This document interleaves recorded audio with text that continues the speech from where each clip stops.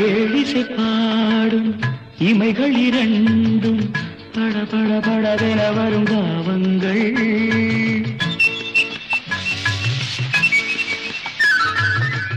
ஆலிலை மீது தழுவிடும் காற்று சல சல சலவென வரும் கீதங்கள்.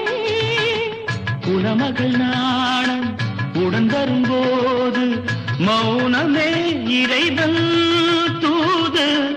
ஒரு கிளி ஊமை ஒரு கிளி பேதை இடையில் தீராத போதை.